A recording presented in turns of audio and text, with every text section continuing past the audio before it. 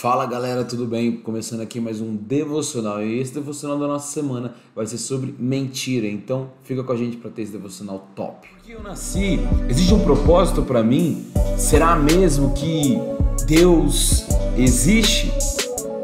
O que é a verdade? E se tudo for uma mentira, eu preciso de algo real. Mas espera um pouco. Ele morreu no meu lugar e isso precisa me incomodar.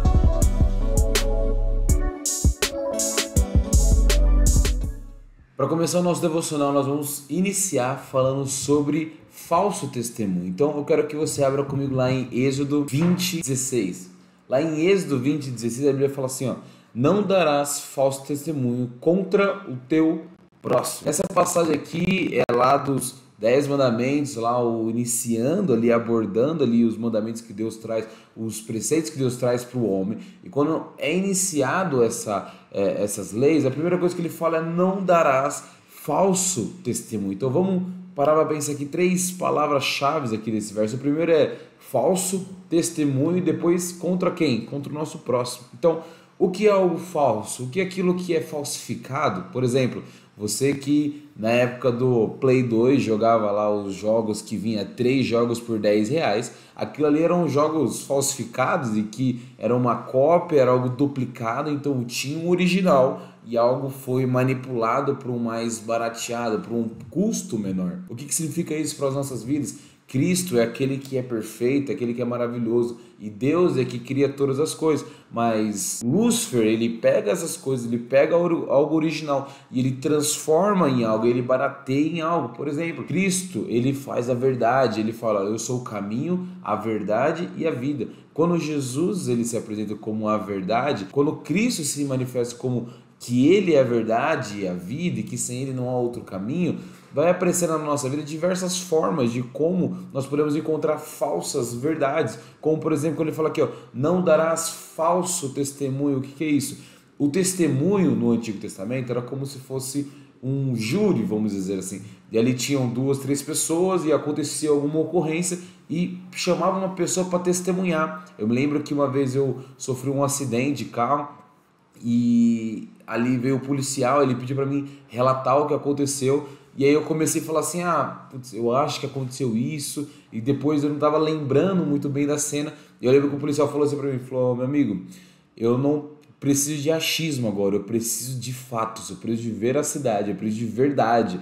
Naquele momento ali, já lembrei de uma ministração que isso pode dar, porque com Cristo, na nossa vida, na nossa caminhada com Jesus, não são achismos que nos baseiam na palavra, não são achismos que constituem a nossa fé, mas o que forma, o que determina, o que fundamenta a nossa fé são fatos, são veracidades, são verdades, porque quando nós não temos uma verdade bem alicerçada, quando nós não temos uma fundamentação na palavra, que é a verdade, nós começamos a criar falsos testemunhos. É como se nós víssemos algo e não compartilharmos a verdade desse fato.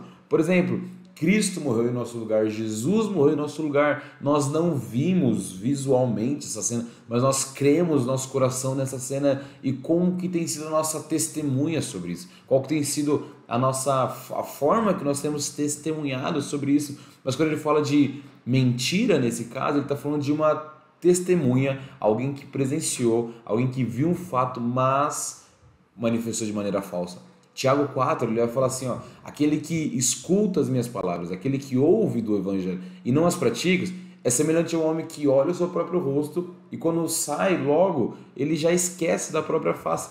O que isso significa? Uma falsa testemunha, uma mentira, porque na verdade, na nossa mente humana, a gente consegue criar hierarquias de pecados, né? Pecados grandes, pecados pequenos, quando na verdade não existe isso para Deus, mas aquilo que fere o coração de Deus, aquilo que desagrada o coração de Deus, aquilo que Cristo fez por mim numa cruz, se não me incomoda, se não me traz meu Deus, alguém morreu por mim, não me traz uma preocupação sobre isso, quer dizer que nós temos sido falsas testemunhas do Evangelho. Então, para nós lembrarmos de que eu preciso andar em verdade, eu preciso andar cada vez mais baseado na palavra, eu tenho que ser testemunha verdadeira do evangelho. Tem que ser uma testemunha que entende, cara, um dia alguém morreu no meu lugar e não tem um motivo, porque a mentira é como um vício. Algo se começa, já escutou aquela frase? Uma mentira contada várias vezes se torna uma verdade. E, isso é uma prática constante aqui, ajudando os jovens aqui na minha igreja. Nós podemos ver vários jovens que às vezes começam a mentir e quando questionamos, por que você está mentindo? Ele fala, quando eu vejo já estou mentindo. Isso é a maior cilada de Satanás, porque a mentira muitas das vezes pode ser para nós mesmos, mas na verdade, olha como termina esse verso: não darás falso testemunho contra o seu próximo. E quando nós paramos para ver quem é o próximo, na parábola do bom samaritano, de que Jesus ele fala para nós amarmos uns ao outros como nós, amarmos o nosso próximo como nós mesmos, e ali questionam ele dá o exemplo da parábola do bom samaritano. O próximo ali naquela situação não foi um amigo, não foi uma pessoa que estava em intimidade, mas o próximo foi uma pessoa que era um inimigo, uma pessoa que talvez não tinha muita intimidade. O que significa? A maioria das vezes, de quando nós mentimos, são para pessoas que não estão íntimas de nós. Porque quem tem intimidade, quem tem fundamentação, quem tem aliança com as nossas vidas, nós raramente vamos mentir, porque aquela pessoa ela sabe o nosso caráter. Aquela pessoa ela sabe o que nós somos, o que nós fazemos, mas quando nós estamos em um lugar que o nosso próximo, que a pessoa que não tem tanta intimidade, é nesse lugar que há espaço para mentir. Mas sendo que, na verdade, quando nós estamos sendo falsas testemunhas, nós deveríamos estar ali falando a testemunha do evangelho. Nós deveríamos estar ali como os próprios discípulos foram reconhecidos como testemunhas da ressurreição, porque quando nós compreendemos que Cristo é o caminho, a verdade e a vida, que Ele é a verdade, não há um porquê de eu mentir, não há um porquê de gerar um falso testemunho. Porque quando nós paramos para pensar o que é um falso testemunho é aquele que visualizou algo, percebeu algo, mas simplesmente quis compartilhar o duplo. E quando nós damos um falso testemunho, nós estamos quebrando o mandamento de Jesus lá em Mateus 22:37, quando ele fala assim, amarás o teu próximo como a ti mesmo. Quando eu estou mentindo para o meu próximo, quando eu estou contando algo que não é verdade para o meu próximo, eu simplesmente estou quebrando o mandamento que eu preciso amar essa pessoa, porque quem ama não mente, quem ama não vai ficar contando mentiras, mas pelo contrário, quando a verdade prevalece sobre o lugar, quando a verdade está alicerçada nos nossos corações, não há motivo algum de nós contarmos mentira, mas porque quando nós compreendemos que nós precisamos ser testemunhas verdadeiras, nós começamos a compreender a grande comissão. Marcos 16:15. Ide por todo mundo e preguem o evangelho. Pregar o evangelho é nada mais, nada menos do que sermos testemunhas das boas novas. Então, parando para pensar agora, quando nós mentimos, alimentamos um vício nos nossos corações. Quando nós contamos mentira, nós quebramos o mandamento de amar ao próximo como a nós mesmos. E quando nós contamos mentira, quando nós praticamos a mentira, nós estamos negligenciando a missão que Cristo deixou para nós de pregar o evangelho a toda criatura, de sermos verdadeiras testemunhas do evangelho. Mas quando nós paramos para raciocinar de qual é qual princípio que nós podemos conectar com esse nosso devocional, nós podemos conectar com semeadura e colheita. Porque tudo aquilo que nós semeamos, tudo aquilo que nós plantarmos, tudo aquilo que nós colocarmos ali na terra, aquilo vai ser colhido uma hora. Não tem como a gente querer plantar mamão e colher melancia. Na verdade, tudo aquilo que nós plantarmos, isso é uma lei, é uma chave espiritual, isso é uma chave para nossas vidas, que tudo aquilo que nós plantarmos, tudo aquilo que nós depositarmos no mundo espiritual, tudo aquilo que nós falamos, as nossas palavras elas ecoam no mundo espiritual. E quando nós compreendemos o peso das nossas palavras, porque Deus, quando Ele criou todas as coisas, em Gênesis 1, a Bíblia fala que Ele disse, haja luz.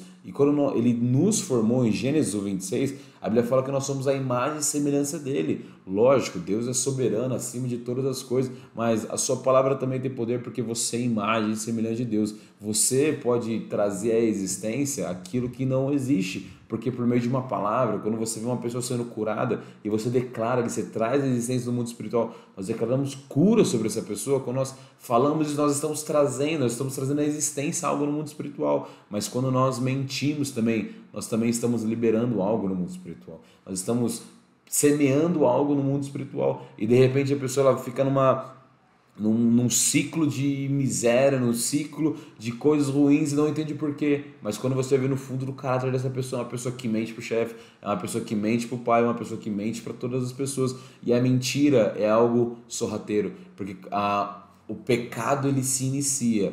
Tudo, a maldade se inicia por meio de uma sorrateira mentira. De uma, será que foi isso mesmo? Será que é dessa forma mesmo? Então, nós precisamos compreender o princípio da semeadura e da colheita. O princípio de que tudo aquilo que nós plantarmos, nós vamos colher um dia. E para relacionarmos isso com o nosso dia, Bosco, beleza, mas qual que é o propósito disso? Como que nós conseguimos colocar isso? Um propósito vertical no nosso dia a dia, de como nós vencemos a mentira, é, em primeiro lugar, renúncia.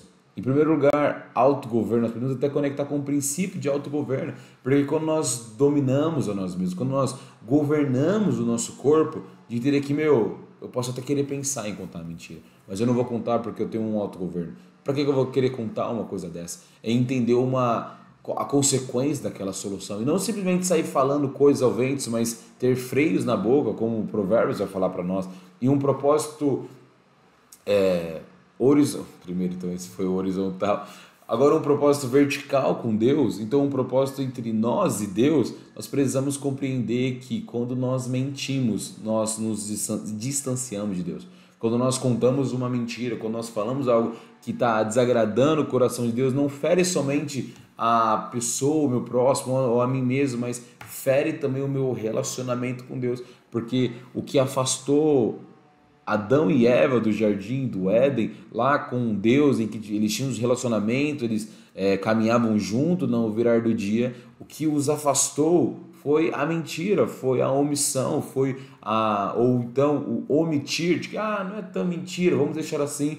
Na verdade, a Bíblia fala para nós que por conta disso, o relacionamento de Deus e o homem ele foi ferido, mas graças a Jesus na redenção, quando ele morre numa cruz por nós, nós somos redimidos, nós somos resgatados pelo sangue de Jesus, e por conta dele, hoje nós temos vida. Então, para terminar, para você mudar aí algo na tua vida, você precisa entender que Deus ele tem um propósito para sua vida, ele tem algo sendo gerado no mundo espiritual para a sua vida. Mas quando nós mentimos, quando nós entramos na prática da mentira, nós estamos negligenciando aquilo que Cristo colocou nas nossas vidas. Então, não mais viver por mentira, mas viver por verdade, porque Ele é o caminho, a verdade e a vida.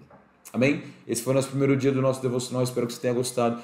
Abre lá em Êxodo 20, dá uma rasurada, mexe na sua Bíblia, dá uma reflexão, faça uma reflexão sua também, pega o seu bloco de notas. Eu sempre tenho um caderninho aqui que eu anoto aqui aquilo que eu entendi, aquilo que eu fiquei com dúvida, mas o propósito de tudo isso daqui, desse vídeo, desse canal, levar você para mais próximo de Jesus, para você crescer em intimidade com o nosso Jesus. Amém? Fica com Deus, até a próxima. Tchau.